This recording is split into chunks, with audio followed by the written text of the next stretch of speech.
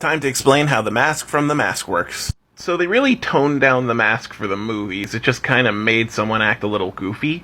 But in reality, what it does is it removes every filter you have. You are basically no longer able to consider your actions before you do them. In addition, The Mask allows you to do anything. No rules apply to you, no power limits, anything can happen. So if you have an errant thought about nuking a country, you're nuking that country.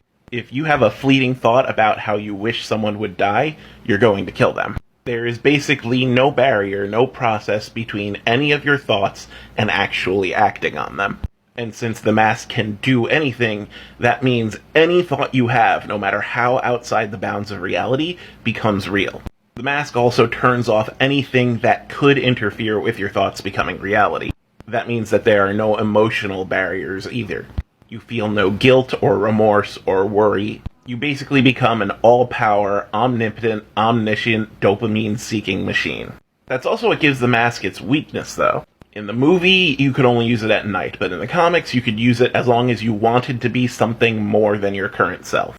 Basically, if you wanted to become The Mask, you became The Mask. And since The Mask tended to seek out people who had low self-esteem, they would use it a lot. But since there's no filter between thought and action, if you have the thought, I want to remove the mask, you'll remove the mask. And that's the mask's primary weakness. If at any point you stop getting dopamine from what you're doing in the mask state, then you take the mask off. But that's hard because, once again, the mask can do anything, and basically you'll just beeline for whatever's going to give you dopamine.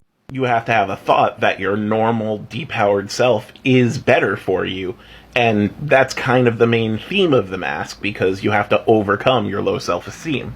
It doesn't make you crazy, though. The commentary is that people's deepest desires are already crazy. So you're right, it did cause someone to nuke countries, but that's just because people have that thought sometimes. But as people, we can just push that thought aside and say, it's a random thought. It doesn't mean anything, it's just an intrusive thought that went away. But those don't exist when you have the mask on. You act on every thought. And that's what makes the mask so powerful and so terrifying. So yeah, think about the worst thought you've ever had. If you were wearing the mask, you did it, you made it real. In fact, if you want to say the mask makes people go crazy, it's because the trauma from following their deepest thoughts usually makes people go crazy. It makes their deepest thoughts more and more twisted. But it's not the mask that's doing that, it's human psychology that's doing that. The mask is one of the most powerful and least controllable items in fiction.